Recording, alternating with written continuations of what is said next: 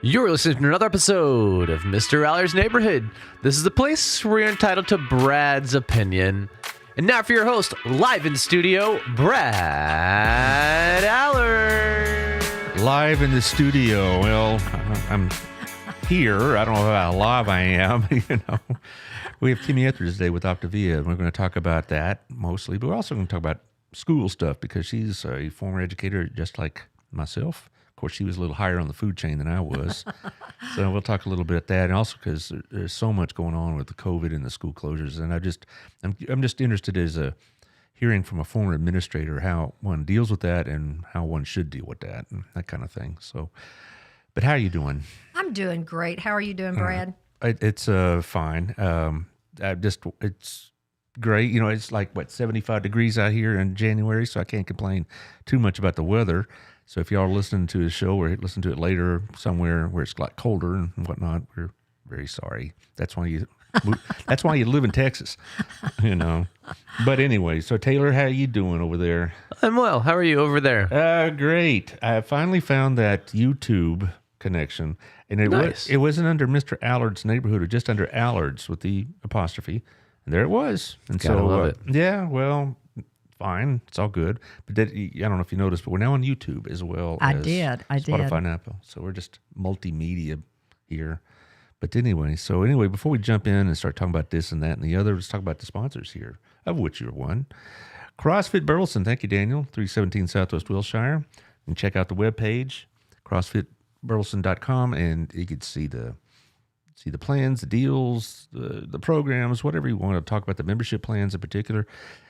I'm sure as a health coach, you endorse working out. Yes, we do. I'm going to ask you about which one you prefer the most for your clients, but we'll see. But CrossFit Burleson has been here a long time, and Daniel's been here even longer. So thank you, Daniel. Thank you, Shandy. It's Dogs Deal Realty Group. They're turning transactions into relationships. Shandy has the 817 page, so check that out. Also, check out the homes she has because she has a lot of them, and that's a good thing to have because it's you need to have inventory, and if you're moving in and around the Burleson area, she's the one to talk to about all those things. Also, thank you to Rex Russell at the Russell Wealth Group, myfinancialbox.com. Hit the link, get to know him, see his video, and y'all can make an appointment probably at our place or something like that. Talk about your 401k, your IRA, whatnot. And then we have Optivia here, and we're going to talk a lot about that. And Kimmie's going to tell us all about not just the programs, but some advice about how to keep those New Year resolutions, which are breaking all around us, aren't they? You told us at one of our BNI meetings was the day that those resolutions are broken, like mid-February. Yeah, like that. or earlier. 85% of the people don't last 2 weeks. Well, I don't even quit. I don't even bother doing it anymore. Yeah. I'll say I'm going to quit smoking this year, which I haven't smoked in my 60 years, so it's an easy one for me to keep. But 817-789-1622. Also, Gayla Moore's also a friend of ours from BNI. Yes, she is. Well, she's going to be expanding. I don't know if she told you much about that last meeting, but she's looking for bigger space in the Windmiller building. She likes that location because it works for her. But if you're looking for Valentine's gifts, you're looking for repairs, you're looking for design, cleaning, whatever, it's a full-service jeweler on the third floor of the Windmiller building. So, but we were talking about, are you going to move to a bigger? She's going to get more space, but she's going to stay at the Windmiller because it's very convenient. Anyway, before we jump into Optivia, I'm just curious because you and I are former educators. Or is there such a thing as a former educator? Aren't you an educator for life? Yes, you're a lifelong learner. Well, that's what I say. Well, Yeah. I've been told that this podcasting is an extension of that because I still think, wait a minute, there are people that need to hear what I have to say. And I don't have a captive audience anymore, so I got on the podcast so I can vent my spleen. But COVID has made it very difficult. My wife works at a local high school, Centennial, and they're having such problems keeping staff together. My wife, in fact, has been ill, but it's very difficult to keep staff together. I remember going through this with the flu crisis about a dozen years ago. In your experience, have you had this happen before? Not to this extent. Mm-hmm. I know the district. I was in the Northwest ISD district as a principal and retired 5 years ago. And I was visiting with someone the other day, and they had shut them down for 2 days for the end of last week because they weren't coming back until today. because they didn't have enough substitutes. Right. And it was where, they couldn't even combine classes and make it feasible. Then what they do at Centennial, what my wife did all last year is they would put 5 or 6 classes into one of their lecture halls. Centennial High School has like 3 or 4 of these seminars where you can put up to 150 kids in it.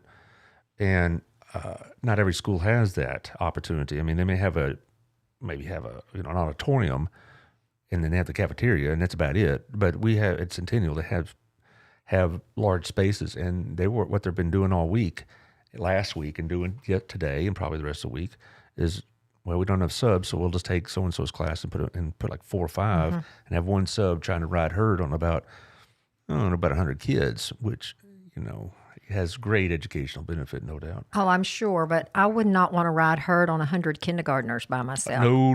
Well, you start looking at there's challenges on every level. You know that as well as I do, different type of challenges. Sure. But I think that got to be the biggest problem was there's just not enough bodies. And, then we are faced with, okay, so these kids are home and some of their parents are working full-time jobs. So now you got kids at home unsupervised. Right. And parents scrambling for daycare. And I even had a neighbor call me and ask me if I could help her out because her daycare was closed.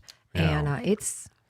Well, I remember those days when my wife and I had younger children. They were in like pre-K or kindergarten, whatever else. And they would have like, some sort of after-school type care. And then, but when the flu was going around, we get a call like at 6:30 from our babysitter saying, I can't do it today because either I'm sick or this other kid's sick or whatever. And so we had to kind of pick and choose who's going to miss work that day. And, but what's happening with Robin at the Centennials, again, is they're probably missing like up to 20 spots being unfilled. And so they're having situations where teachers have to give up their planning period to go, watch another class. And that happened, fairly routinely when I was at Burleson High School. I mean, that was not unusual for me to get a call from the sweetest lady in the world, the secretary of a principal, and you couldn't say no to her. She could come to you and ask for a kidney or something, and you'd say, here it is. But you just dread, oh, it's her. And she just, hello, okay, where am I going and what period? And that kind of stuff. And, for the most part, teachers are quick to cover for other teachers, especially in a situation like this where it's out of everyone's control. Well, they need it themselves. They understand it. They understand they that. They want to help. And these are friends. I mean, I've had many times a colleague come to me and says, I need somebody to cover my 4th period class because my son is sick over at the elementary school. It's not a problem. But what's more frustrating than that though is there's no the system, the educational system, the classroom curriculum and everything's disrupted. Right. And they were already far behind. And I know some of the educators I've talked to with the in and out of the school districts, we're home, we're virtual, we're doing this. These kids are behind where they would be normally. So my heart hurts for those kids that are suffering through all of this as much as the educators that can't get into that flow of their school year. Because just about the time they get going, then, okay, we're going home for a while. Okay, we're getting going. And, Brad, I know you know as well as I do, I think it's harder sometimes on elementary teachers. I had some teacher friends that during the pandemic were trying to teach a class virtually, and they had their own kids sitting right beside them. Oh, yeah. And, like 3- and 4-year-old kids that couldn't go anywhere, and they were trying to teach and watch their own kids. I would say probably, I'm just going to assume a stereotype here, most elementary teachers are a lot younger than my high school peers were, high school colleagues. So most of my peers had kids that were junior high or older, whereas the elementary school teachers had young children because they're younger people, of course. But it's a mess and trying to do that, and now we're going to into our 2nd year of it. I just wonder what's going to happen when I see them at Dallas Baptist or Hill College, and I see some of that now in effect because what's happening at Hill College is that more and more people are opting for an online education and fewer are doing it in person. And online has its place, but I still think in person beats online. It does. And so not just me, but all my Hill College colleagues have smaller classes or one less class, including myself, because the option is there. I mean, I can take this class at 2 a.m. if I want to in my underwear and not worry about it, or I can fit my schedule. And I get all that, but I think it's a reflection of the pandemic, and I don't know if it's going to go back to normal. I don't either. When I was pursuing my master's at Texas Tech, I originally went after gifted education as my master's instead of administration. And when you're in gifted education, you begin to realize that 95% of the higher level critical thinking comes from conversation, challenging conversations in the classroom. And we've reduced that. We've taken that out of the picture. And so we don't have these kids challenging each other in conversations and challenging even teachers, or you can't even kind of throw out a question where they can work through it together. So, I don't know the answer. I do know I'm hearing a lot of educators, and you as well know this, pulling out of education because of the situation, and it's heartbreaking. Well, I was fortunate in the sense that I was able to retire from public school, but it's affected Dallas Baptist and Hill College, not just in the numbers, but how material is being presented. Things that hybrid classes, or I know of a colleague that had one whole class shifted to online because it wasn't working. As far and I'm talking about last spring. But anyway, it's here's a tough question: should we shut the schools down? I don't have the answer to that. And I don't either. And, I've got grandkids in school, and they're screaming for it not to be shut down. Right. And so I have friends that say we need to shut this down, but I'm thinking, okay, let's say we shut it down for 5 days. It's not like the kids are going to be quarantined for 5 days. No. They'll do whatever they do. They do whatever they do. Yeah, and so they're I don't think it'll affect them. Now, if you have to shut the school down because you don't have enough staff, that's one thing. But I'm really asking more, should we shut the school down as a quarantine measure, not just because we can't make it work measure? I don't know if the quarantine would work. I don't either. This new variant is very contagious, and I don't. None of us know. When it's going to run its course. We just don't know. I have a funny story to tell. My daughter is a dentist, and during the first pandemic, she had to shut her practice down. And I went out to her house to visit for a second, and she had her 3 kids sitting around a table. And there were an 8th grader, a 6th grader, and a 4th grader, and they were very quiet. I could tell it wasn't going well. And they were working. And I walked up and I said, "How's it going?" And she looked at me and she said, "Mom, they are all in ISS." And I laughed, and she said, "How do you do this?"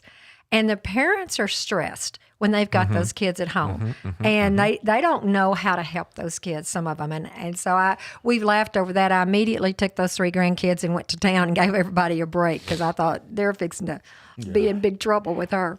Well, what happened a lot last year when I was talking about my wife was running one of those seminars with 5 or 6 different classes. Yes. Last year, the teachers had the option whether to teach remotely or in person. And that really did not work well. Unless you had a really disciplined class, and not all teachers do, as you well know. And so my wife would have a situation which had 4 or 5 classes, and maybe a couple of them here, like an upper level advanced class, were on task. But then you had like a freshman English class over here, and a biology class over there, and a algebra 1 over here, and the teacher's trying to teach remotely, and the kids are horsing around on the computer playing games, or they're making so much racket that the quieter students couldn't study. It was just a mess. And it's well, I got into a situation when I retired, Brad. I went to work for the Texas Elementary Principals Association, and I was state director for student leadership. So I went all over the state training student council officers. Well, last year we had to go virtual. And I would have 100 kids on that Zoom, and you couldn't keep 100 kids occupied, even though I was sending them into breakout rooms. Yeah, right. Oh, right. it was awful. And I would check in on that, and it's like you said, there's some of them playing around, and I kept saying, don't go on the chat. They would be chatting, and it was. Yeah. And my wife had, she's down here at the bottom of this auditorium, and she's trying to keep 110 kids off their phones or their hands off each other or whatever else.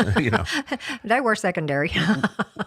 You saw what happened in Chicago. How did you feel about that? I had a pretty strong opinion, but I'm not trying to opt out on that. Yeah. I tried to look at both sides of that, but I don't know. I was pretty angry about it. I was angry. I thought, there's a responsibility there. Exactly. And I just think the unions up there are so strong that they basically put the whole city in a tremendous bind. And yet our Texas teachers are at the same risk as those Chicago teachers, and they're showing up. Now, I know that maybe if they had more option in it, they might have a different decision. But the idea of just, I'm not coming to school and I'm going to get paid anyway, it's just not part of the thought process here. All the teachers I talk to, like at church or whatnot, they're like, well, they're all vaccinated, and they're all like, well, I hope I don't get it. But they also felt a very strong attachment to their students. And what I saw in Chicago, basically, like, we don't care about our kids. Oh, I didn't get that. I didn't get the impression at all that they cared. No, they get. And that's what bothered me. Yeah. I said it was a good thing I wasn't a principal during this time because I was a hugger. I was an elementary principal, and I stood in the door and hugged kids. And I mean, I got to know those kids. And I just thought to myself, the relationship piece between a good educator and the kids is so strong, and that's what binds it. I did not get a sense of any type of commitment to the relationship with the kids or about the kids' future at all. Even the teachers I know, I could think of a couple right now, who have a more legitimate excuse to be concerned about Omicron than others because of pre-existing health conditions in their family or themselves. They were distraught about the idea of not being with their kids. Okay, I think of a couple of my friends, their former peers, former colleagues. Last year, they were just distraught about having to make the choice not to be with them. Like you say, when I saw Chicago, it looked like a completely self-centered view. It's exactly what I thought. And same with the other union groups. And I'm sure they'll be offended to hear us say that if anybody ever hears this podcast in Chicago, but that's their problem. Not worried about it, are you? No, not worried about that. No, but I am concerned about what you mentioned earlier about the progress being halted and actually regressing in many cases. I swear I don't know how anybody's teaching math these days. I don't either. Because when you talk about history or what I taught, you could make up some of that ground, but if you're in Algebra 1 and you're not getting it very well because of the circumstances, you're not going to do well in Algebra 2 or pre-cal. And I just, God bless those math teachers. Well, I know one of my grandsons, the one that was in the 8th grade, he said some of his friends, when they were completely at home, said some of his friends were laughing and they weren't doing the work. Right. And because their parents were working, there wasn't any supervision. He said they weren't doing the work, and Carter was like, "That's going to come back and bite you." It is, and it did. Well, they all got passing grades because it was almost impossible to fail a student in the situation, and we can debate that too. But I know that some of my peers are telling me that they were getting return on their assignments like 30%. And then here comes the final exam, and they said, well, we're not going to have that. And so they basically had a whole year of unaccountability in education for whatever, reason we want to talk about it, but there was no accountability. And now the older ones are going to go off into college, and guys like me are going to say, hey, where's our work? Oh, we'll get it to you.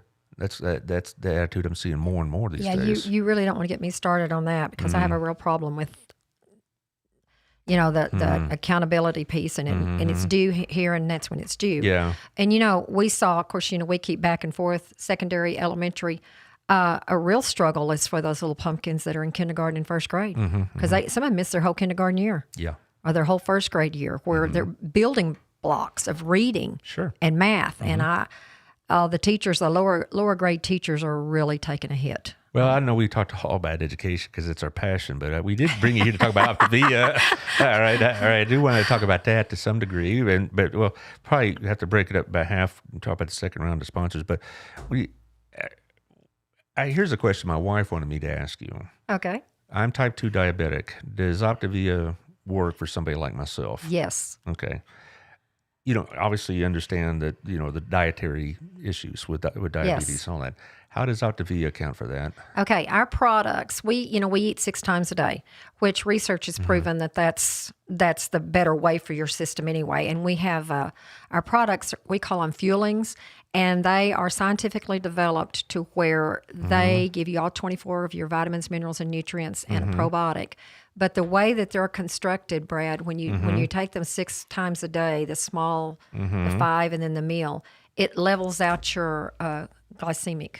index, and you're like this. You don't have the spikes and the dips and the spikes and the dips. Mm-hmm. In fact, I'd like to share with you one of my best friends' husband was type 2 diabetic, Okay. and he was on insulin boosters. And Yes. within 4 weeks, he was off of his insulin boosters. What, is he very much overweight? He lost about 40 pounds. Okay. But he's he's thin now, but his doctor told him his A1C was better than his. It's down at like 5.5 now. I haven't seen that probably since I was in Well, high that's school. what he said. Well, he'd been on those. He'd been a type 2 for 10 years, and he's also off of his blood pressure meds, which he'd been on for 30 years.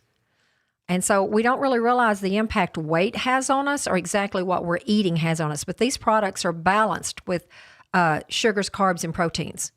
And the guy who formed the program, Dr. Anderson, was a critical care specialist, one of the top 10 in the nation. And he said so many of his clients that he was seeing, or patients that he was seeing on the operating table, is because of their diet. And a lot of them were obese, but some of them weren't obese. They were just overweight. Well, how you define overweight? I mean, like 5 pounds or 15 pounds? We usually say like 10 pounds or more. Okay. And, okay, I'm overweight. I need to lose about 10 pounds. But, we talk about that.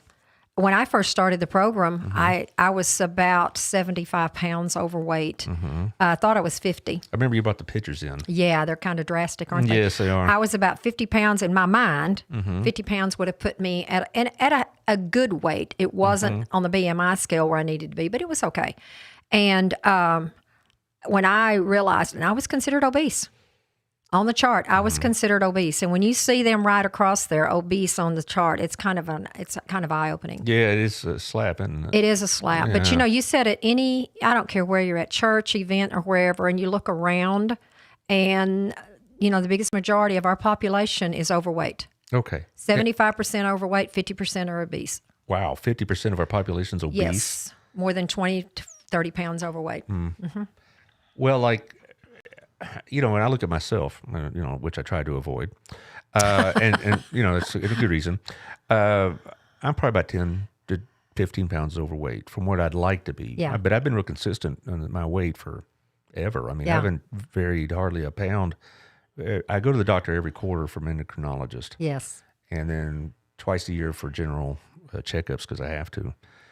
And my weight's almost always the same. Is that an issue? I mean, a good thing or not? I mean, it didn't fluctuate much. Well, at least you're not going up. Yeah. I've got clients who've been about 18 to 20 pounds overweight for like 30 years. And then they were real surprised when they lost the weight, exactly how much more energy they had, and how it impacted their day-to-day, their motion, their sleep. Just things that they hadn't really associated. A lot of people don't associate their sleep and their motion and their stress level with weight. But all of those are factors as far as what we call optimal health. Well, see, I was concerned about the diabetes aspect of it because, boy, it's a 24/7 consideration every day. Every day you got to consider what you're eating, what's the impact going to be, and I have insulin, and, you just like, what can I eat today, and how much will it blow me up? And when I say blow up, I'm not talking about. Yeah, I know. I'm not talking about like 300-400. I'm talking on the sugar scale. I was told 120. If you diabetics out there understand what I'm talking about better, but 120 is about a good count for a type 2, roughly. And then you eat, and it didn't matter if it's whatever it is, you're going to blow up to 180, and then you kind of drift back down to 120, and that's considered to be a normal day for a diabetic. And then when you pop over 200, then you might want to do something about it. And if you get over 300, which has only happened to me maybe twice in the last 4 years, it rings a bell. Well, my mom, excuse me, when my mom passed away in 2017, she was diabetic, type 2 diabetic. And that was kind of the wake-up call for me. Because her last, and I'll tell everybody, granted, I know she was 93, but her last 10 years were not quality years because of her diabetes, but hers would get up in the 400s. Yeah. And Yeah, it's rough. But also on the other side of the coin is it get down in like the 50s, and you crashing is almost worse. Yeah, that's why we said this stabilizes it. Yeah, the crashes are tough because you have to pull them up in, either a little bit of chocolate or a little Dr. Pepper or something like that. It's not fun. And people ask me what it feels like, and it's like you're feeling like for me, it's like you're getting a little bit a little dizzy, but you also feel like you're going like electricity's going through your body, and you just feel like your adrenaline's going at hyper warp speed. That's what it feels like. It's like a massive adrenaline, and I don't know if it's your body reacting to the low sugar or not, but that's actually more dangerous in some ways. Now, the thing about the high numbers, I'm not right now. I'm probably took my before the show. I took my numbers. I'm like in the 150s, which is okay. But I could be 300 and I wouldn't know it. And that's the real problem with diabetes. You could be high for a long, long time and not even know it. It's kind of like blood pressure almost. And I found out I was diabetic almost by accident. I was going in for my biannual checkup, and they took a blood count, of course, blood reading. They said, your sugar's a little high. Well, cut back on the Dr. Pepper or whatever. And after about 2 years of just kind of control it by disciplined diet. Yeah. It wasn't working. So they started with the metformin, which is well known. And that didn't work. And it worked okay. It worked okay. But finally it got to the point I had to have insulin. And the insulin market here in the United States is a travesty and a crime, and I'll probably spend another show ranting about insulin, because it really isn't about what you're about, but insulin's not cheap. No. Well, that's what Ricky told me, my friend, his husband. That's what he told me. He said, when he got off of all of that, he said it was crazy. He said, we felt like we got a raise. Exactly. Because he was spending $600-700 a month just on, Oh, mine's not nearly that much, but a lot of it has to do with insurance I have, and not everybody has that insurance. And a lot of it has to do with mine isn't as critical as, I go to my endocrinologist and they give me my A1C and they say that's the best number we've seen all day, and it's just an average number. It's not that great or not that bad, because they see some people with serious A1C problems. Oh, I'm sure they do. Yeah. We had a program last night, or I do a program on Monday nights for my clients and coaches, and we were talking through that about people would say, well, this really isn't a good time for me to start a program. This really isn't a good time for me to do this. And we laugh about, in our books, it talks about the inconvenience of disease. When is it a good time to be sick?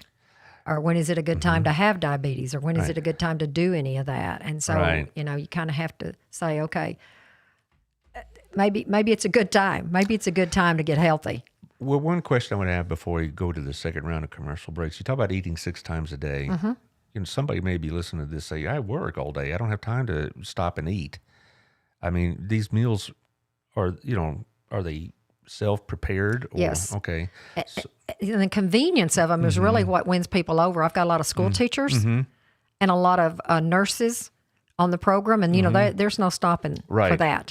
And so the 5 fuelings that you eat, there's one lean and green meal that you fix separately, but the 5 fuelings they're either going to be bars or shakes or crunchers or desserts. Like, when I was losing weight, I ate a brownie every night before I went to bed, and I kept thinking, I'm eating a brownie and I'm losing weight. Something's wrong with this picture. But everything, that is the convenience of it. They're pretty much I can grab 5 fuelings and drop them in my purse and go. Okay, so we're not talking about, when we say meals, it's not like sit down, you have the meat dish and the vegetable course and the salad. And, So we're talking, you're fueling your body, which is what food's supposed to be for, but we've turned it into a social event. Well, that's not bad. No, it's not bad if you don't overdo it. Nothing is bad necessarily in moderation, but it's not. But sometimes we don't have a limit on what we're doing there. So those 5 fuelings are the ones that are scientifically developed to help you lose weight, to throw you into a gentle fat burn, and to get all of your blood counts and everything under control. Okay, so I guess when you first said the word meal, I'm thinking. Yeah, I'm sorry. No. So I'm sure that's what they're called, or you call them fuelings. Fuelings, but I'm thinking. When I say fuelings, nobody knows what I'm talking about. So 5 fuelings. Yeah. So when you're on this regimen, you could still have normal or typical meals, right? Yes. The one meal you have, the lean and green meal, is lean protein and low carb veggies, and of course, what we always try to tell everybody, you're on one phase of the plan, and that's the weight loss component. And then we gradually transition you off to just a healthy eating lifestyle.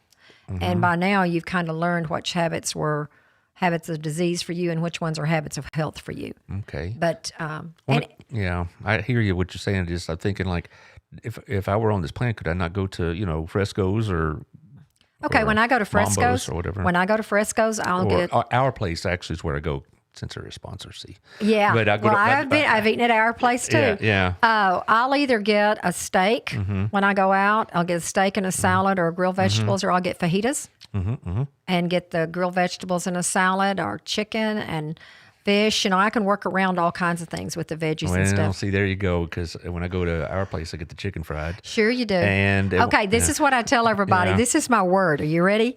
You can't have that yet. Now, yet is that little word that gives you hope that it's coming back. One day I'll have chicken fried steak in my future. Yeah, and you can. Okay, I'm not going to say you can't. That's the one thing about this program that we were talking about Monday night. When I would make that choice to get off program, it was so easy the next morning just to pick it back up and get back in business. And I never saw. I didn't do it a lot, of course, but I never saw that much. I'd go up a pound or two, and then within 2 days, I was back on my way down. Well, see, when I go to El Phoenix or Fresco's or Mambo's, I like the enchiladas. Yeah, well, okay, a couple of days you're going to pay for it, and then you're going to go back down again. That's pretty much. Anyway, let's go ahead and talk about the second round sponsors. We were just talking about Auto at our place. I'll be there later this week. It's a great place. I really enjoy it. That's where I do my business, my B&I business. We have those one-to-ones, so that's where I have it because he's very generous about that. And he also, he also is like this maitre d' who goes around and acts like a celebrity and whatnot. It's really kind of funny. I enjoy it. So our place on the highway in Ellsbury, so be there or be square. Also, Wild Cigar and Culture. They've been open about a month now. They've had the ball games on. They'll have the ball games on this weekend and get yourself. I mentioned this before. You don't look like a cigar smoker. No. Is that not on the Optivia diet? No. What about a decent whiskey? Is that on the Optivia diet? No. Oh well, then there you go. Yet. One day when you get the weight down, the sugar and alcohol, you know that as well as anything. It's pretty. Depends. Yeah. Depends on what you're drinking. Yeah, sure. But Wild Cigar is a great place to go and have a cigar. And if your sugar numbers are okay, have a decent drink. Right? Anyway, thank you to Antonio at Proactive Payment Solutions. This sponsor, the next one, are new since your last visit here, but proactivepaymentsolution.com is for POS or point of sales. Yeah. Do you have a point of sales type of situation? Well, I don't deal with any of the money. Oh, that's right. You told me that last time. Yeah. Yes. So, Yeah. but if you did, like I do, they have point of sales, and if you don't have one, he could set you up. Antonio can also, give you the best rates because when you use point of sales, you're going to pay a rate for it, and he could get you the best rates. There's he does with 20 different companies that do this, and he'll manage which one's the best one for you and set you up with the software to get one going. So thank you, Antonio, and hope to see you soon. I want him on the show next month. We're probably going to get him. He has a very interesting backstory. Really does. Good. And this one's our new one. We're going to have Payne Beagles on Thursday here in the studio in a couple of days. Talk about Payne's Technology Solutions. He creates smart homes. He was explaining it to me, and I'm like, what? Same with Antonio. They're like, a 60-year-old man. When they invented PowerPoint, we had reached the apex of evolution. and so when they talk about these things, I'm just blinking like, sure, I know what you're talking about. But Payne, what he'll do is he'll set you up with a smart home situation, and he does consulting to help you do configuration, installation, the software, the whole thing. So he could make your home a bit more efficient, to say the least, not just in utilities and save you some money there, but just to coordinate your home. And that's a pretty good thing. He's going to explain it better than I can on Thursday. But call him at 817-944-3572 or check out beaglestech.com if you want to have more information about making your home a little bit more efficient and effective and less hassle. And our friend Tiffany Griffin, locallifetx.com. The next next magazine is going to come out in about 2 weeks. It's going to be Valentine's related. And, Gayla's a advertiser there, so am I. And it's really helpful. It really is a good magazine. She's got a new format, and she's going to be expanding her number of customers. She has 30,000 right now. And lastly, Burleson Radio and Live 365 playing your favorite hits right now. What's your favorite music, Kimmie? Besides hymns, I know, but still, other than that. Yeah, probably I like the golden oldies. Yes. I like, anything from the 50s, 60s, and 70s, and I like, I'm Texan, I like country music.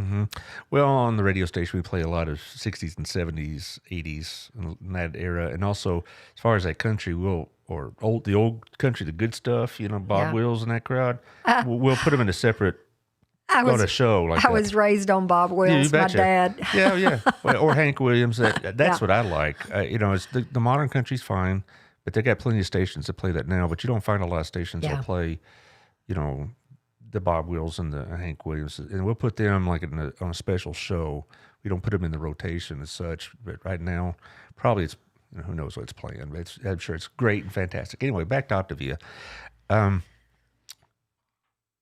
I have a couple people that asked me about this program when I told them that you would be on the show. Okay, so why don't you let's walk through the steps here. What's the first thing they do? They call you up. How does it go from there? Well, first thing I do is I do a health assessment. And now I have a digital health assessment where if they contact me, I can send them that and they can fill it out digitally and send it back. And then we get on the phone and we talk about what their health goals are.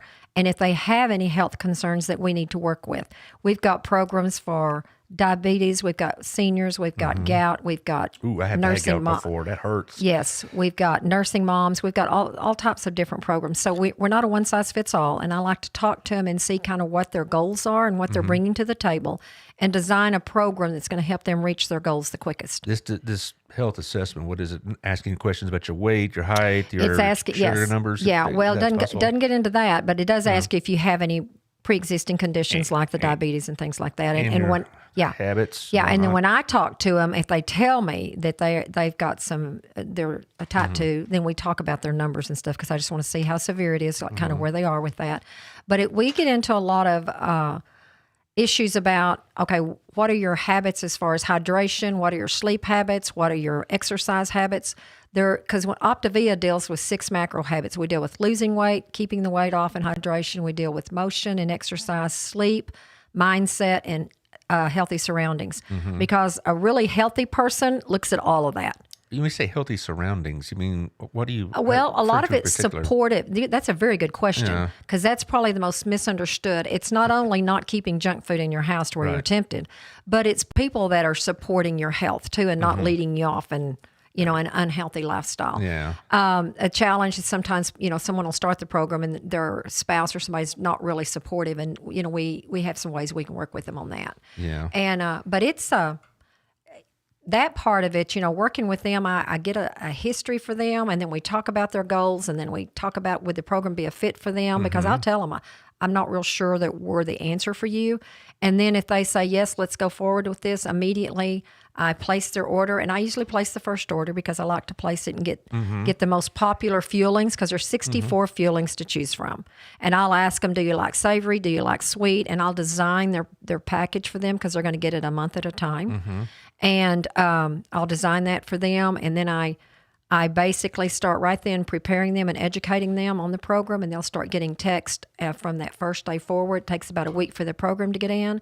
We'll have a journey kickoff call the night before, and I'll make sure they're ready. And then the first week, I call them every day and check and see how it's going at night and make sure if we need to make any adjustments. And then I'm there when they need me, and I call them once a week and check in with them. Well, see, a lot of people think of this in their heads. They're thinking like Weight Watchers, where you get together in a meeting and all this. So you're not really, as a group, getting together, hello, I'm so-and-so, and I'm overweight. No. Nothing like Alcoholics Anonymous. No, you've got a one-on-one with me, and you can do it from your home. Okay. Can they do it in person? Yes. Where would you do it? You mean like if I was going to meet with them? That wouldn't be as easy because a lot of my clients, please understand, I've got clients all over the United States. Oh, okay. So if somebody in Illinois wanted to meet with you, they better get on a plane then. With Zoom. We Zoom a lot. All right. In fact, I Zoom, when I do my health assessment, I Zoom. I used to do it on the telephone when I first started, and I much prefer Zoom because I like to make eye contact with people. Sure. And so we do a lot on Zoom. It's amazing what technology can do, isn't it? It is. It's a blessing and can be a pain at the same time, but it's interesting because I was describing this process. I knew a little bit about it because my brother-in-law is on it, and it works for him. Yeah. And I asked him, this is about a month ago, and I said, well, how does this work? And he talks about the Zoom calls and that he has these meals and whatnot. And I never would have, looking at him, I never would have guessed he's overweight. I mean, he's a little taller than me. He looked fit, but he said, no, I was about 20 pounds overweight for what I wanted. And so he started Optivia because of somebody in Corsicana, and it's worked for him. And he works from home, so the fueling cycle isn't a real problem for him at all. No. But like I said, it works. Well, when I was an educator, I'd give anything to have had this, because I don't know how many times at 3:00 in the afternoon I'd think I have a headache. Then I think I never ate because I didn't have time. Right. And then what do? You go to the vending machine and grab some junk. You're right. And if I would have had this to where I could have just grabbed a bar and kept walking and kept going, or a shake or something, it would have helped. Yeah. Well, I know what you mean. I could eat lunch on a regular schedule when I was teaching school, but I was working through that Yes, lunch you were. every time. I wouldn't eat in front of class, but if I had like a 4th period lunch or whatever, it wasn't like I was hanging around the cafeteria or the lounge with my friends. It was grinding out stuff. And so a lot of times you're not preparing a lunch. You're like, okay, you'll eat something like one of those Lunchables or whatever else. And that's, I always worried about the sodium in that more than I did anything else. Yeah, exactly, because there's a lot in it. Well, when I get people started on the program, we've also got Facebook groups that are supportive. Everybody on the Facebook group I put them on is in my organization. All of them are my clients or my coaches' clients. And so it's a great support. They can get on there and they can get recipes for their meal, or they can get tips or whatever. It's just, that's what meets on Monday nights. And, we've got a educational component called the Habits of Health, and they can either do that digitally or with the books. If they like the printed text, or if they like a digital, we've got access to both of those. We've got podcast. We've got, we work, like I said, with those 6 macro habits. So we have a lot about sleep and a lot about motion and a lot about, losing weight and then maintaining it. And so it's not a diet. It's what I tell people also. It's not like a fast weight loss program. It's kind of like readjusting your whole body. That's what, when I'm running over your ad during the show, that's what I say. It's not meant for a fad diet to lose a few pounds after Christmas. It's meant to readjust your way you eat and way you manage your nutrition and things like that. The whole shooting match. Yeah, I lost mine 4 years ago, and I know most people are looking for something, a weight loss that's sustainable. Well, it's also and not painful. I mean, it's like, yes. It's like you go on these diets. I haven't really been on a strict diet, like other people I know, but they go on these diets and then they feel like they're being denied everything, missing out. I can't have, a sip of Coca-Cola without feeling guilty or whatever, or my friends are going out there and they're having a good time and I'm here eating this, rice cake or something crappy like that. And so, but what you're telling us is that you're not going to really miss out on anything. No, and I tell you what, part of it's your mindset too, because we were talking last night on our training about when you're taking something here that's going to give you pleasure quickly, and weighing it against something that's going to give you satisfaction in the long run. So I might go out to eat with a couple of people, and they're eating something that I'm not going to eat because it's not healthy for me now, but I'm going to make a choice that this over here, this satisfaction of being 75 pounds lighter, outweighs the 20 minutes of pleasure I would have gotten from eating this over here. It's interesting though. I've talked about this on my show a lot, about the high cost of beef. One side effect is, a lot more chicken, and we have to have something go with it. So we have broccoli, and it's like it's not real exciting, but it's better for me. You're making good, better choices. Yeah. Well, I like beef. I got beef raising friends or relatives. I bet you do too. Being out from La Mesa, I'm sure you know plenty of ranchers. I lived on a ranch for 30 years. I got this down. I'm a beef eater. Yeah, good for you. Yeah, no, I'm a beef eater. But, I look at all that and I just think, okay, I'm 68 years old. No, you're not. Yes, I am. And I think, okay, before I turn around, I'm going to be 70. Now, I don't feel 70. But it's the reality. That's what my son told me the other day. Mom, you got to quit doing some of the stuff you're doing. You're almost 70 years old. And I told him to go home. Running around Northside or the stockyards? That's what he's talking about? No, nothing like that. He's doing something up on a ladder. He didn't want me up on a ladder for that kind of stuff. That kind of stuff. That kind of stuff. But, okay, when you get to be a certain age, Medicare likes to come call on you at the house. And they set up those visits. And the last time she came, it was real funny because she said, you realize your blood pressure is 100/60? And I said, yes. That's pretty good. Yeah, that's pretty good. Mine's gone up a little bit in the last year or so, not dramatically, And by 10 points. Yeah, and then she started talking about my blood sugar, and then she started talking about my cholesterol, and she looked at me and she said, what are you doing? Because I'm on no medications. And I can tell you this, I have very few friends my age that can honestly say that. Well, But I was headed in that direction because the high cholesterol, I had my toe on the cholesterol. It was 246, and now it's down below 200.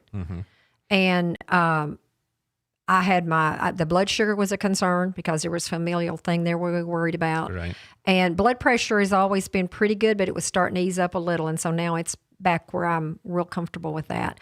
So I look at that and I think, okay, is this kind of lifestyle over here where I'm eating all this worth all the medication and worth the health? Now, it's what I'm doing now is setting me up, hopefully, for a long, healthy future.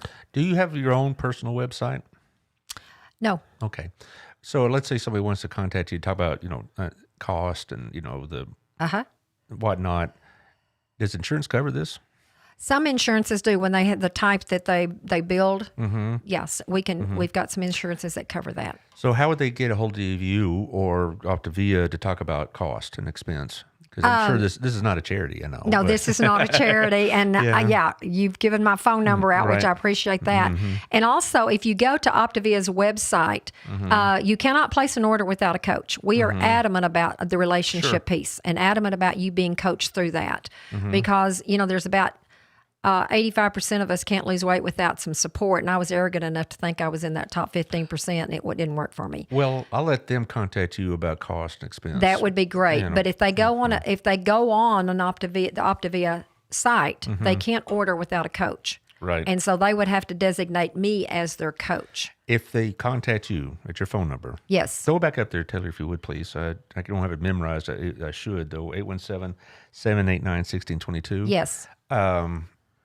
Do you send them stuff like a brochure or a pamphlet? I usually get on the phone with them immediately when they contact me. And they can go look at my Facebook page because there's a lot of information on my Facebook page as well.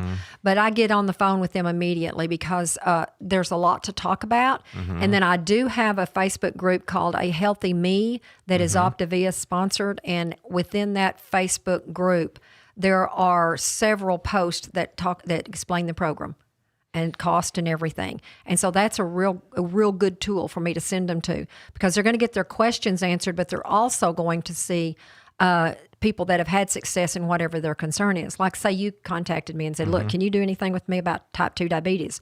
And I said, yes, but Brad, let me put you on A Healthy Me and I'm going to tag you in some posts. And what I tagged, the first person I did with hypothyroidism.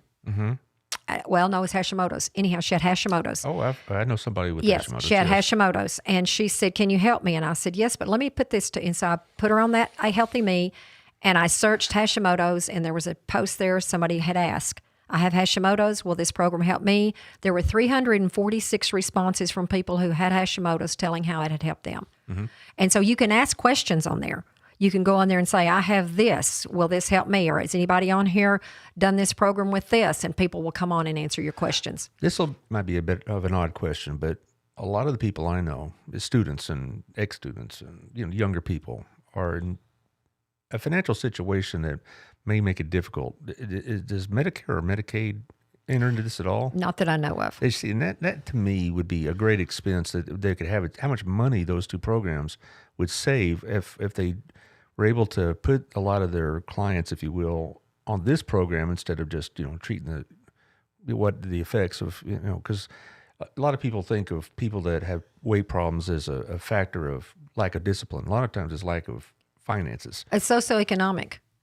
I can tell you when I was in a socioeconomic school as a principal in that school district, I dealt with childhood obesity 10 times more than I did in an affluent school. Oh, yes. Because the things that they are eating that fall within their income level are not necessarily healthier foods are expensive. Yes, they are. The leaner meats are more expensive. Leaner meats are more expensive. Healthy food's more expensive. And we were talking about that. You could go to a store and get a little cup of fruit for $4, or you can get French fries for $1.99. Right. And also a lot of my my students I'm thinking of work 2 jobs, Mm-hmm. or they have kids and they don't have time to come home and prepare broccoli with, on here we're going to have a little Exactly. cauliflower. We're going to Exactly. have roasted chicken, whatever. They got to go to the next job, and so they got to go through the drive-through. Exactly. That's why the obesity rate with low socioeconomic is much higher. I would wish the state or, if our federal government really wanted to save money, which I'm often thinking they don't, this would be a good program for them to put some of their patients on and try to get them off a constant loop on having to go to the emergency rooms or having Medicaid or Medicare pay for everything and all this other stuff. And I look at the inflation, what's going on with food, and it just, that's a real problem. It's a hamster wheel. I mean, it's just like there's no getting on top with it. Right. And, and of course, when you're like 23 or 24, you can pretty much eat plutonium and get away with it. But when you're 40, it stays with you a lot longer, doesn't it? And it gets worse when you get to be 60. Well, but I wasn't born diabetic. I kind of evolved into it, if you will, in my late 40s. And so there you are. Anyway, I've been going on. This has been a really fascinating show, but I need to pull it together, and I'm going to let you have the last word. All right, but thank you to Daniel at CrossFit Burleson. Thank you for your sponsorship. Hope you're doing well. He doesn't need it, I hope, because he's pretty fit. He's pretty fit. Yeah, his whole family's pretty fit. Well, they own the CrossFit gym. That's right. Among other things, but he's a good man. He really is. We go to church together as a former student. Good. So he's an original sponsor, as is Shandy, another former student, another original sponsor. She has a great family, and so turns the transactions into relationships. So she can help you buy a house here in Burleson if you need it. She can help you with the rates with her husband Ronald. Also, thank you to Russell Westwood. We're both Baylor Bears, even though we ran in different circles. He must have been with the smart guys. I was probably hanging around the frat. Anyway, myfinancialbox.com, hit the link and get to know him, help you with your 401ks, IRAs, EIOs, whatever you got. Also, thank you to Kimmie here. We're going to let her have the last word, but remember the number, 817-789-1622. And also, thank you to Gayla. It's Valentine's coming up. You need to go check out the jewelry, probably get you out of the doghouse, whatever. But she's very discreet. So you can go and get your jewelry designed, cleaned, repaired. I know several of our BNI colleagues have done that. Have you done it yourself? I've done a lot of work with her. Really, she's amazing. Yes, Yes. Very kind. And and an Aggie. I hear her whooping right now. So there you go. We'll let her have that. Okay. Yeah. Well, yeah, I know, but she's diehard. I don't think I've ever met an Aggie that wasn't diehard. But there you go. They're a little over the top, but we'll let them have that. Okay. Unlike tech people, which are very moderate in their passions. Yeah. Anyway, thank you to Otto at our place. Hope you enjoyed your Chicago trip. We'll be seeing you this week later on the highway in Osbury since 1986. Thank you to Chris over at Wild Cigar Bar. Like I said, this weekend, all those playoff games are going to be on. Some of the basketball will be on. Get yourself a smoke nut cigar. Does that affect your weight? I don't think so. And he's got a tremendous humidor. If you know somebody that likes good cigars, I mean the good stuff, he's got a whole humidor. My son and I went there about right before New Year's, and it's very impressive. Also, thank you to Antonio, Proactive Payment Solutions, help you with your point of sales operation, set you with the right people, save you some money. And also on Thursday, we'll be seeing Payne, and he'll try to explain what I couldn't explain well with the Beagles Technology Services. He's another Aggie, and big time Aggie. I mean, but aren't they all? Yeah. Well, Antonio and Payne are also former students. I've been very fortunate that a lot of the people that have supported this endeavor I've been on are former students, either by sponsorship or listeners, or I've had them on the show and stuff like that. So it's been a good thing. Also, thank you to Tiffany Griffin, Local Life Magazine. LocalLifeTX.com is up. Check out the ads and some of the specials and the coupons, and their next issue will be coming out in about 10 days, so look for that. And lastly, Burleson Radio on Live 365. Give it a listen. You'll enjoy you did. Give us the last word. Okay. If they're looking to get on top of their health and looking for a better 2022, tell them to give us a call. Fortune Magazine, we're the fastest growing health and wellness program in the world. And second fastest growing company in the world. So, the program works if you work the program. Okay. Well, I hope people hear this, and even if they are in good physical condition, they send it to people that they know need help, or I hope they call that number. Now I'm going to try to remember off the top of my head. You tell the number. 817-789-1622. That's what I thought, but I didn't want to butcher it up at the end. You got it. But you contact about what you need, and please share this with your friends, because we all have friends that we know have health issues and weight issues, and this will help.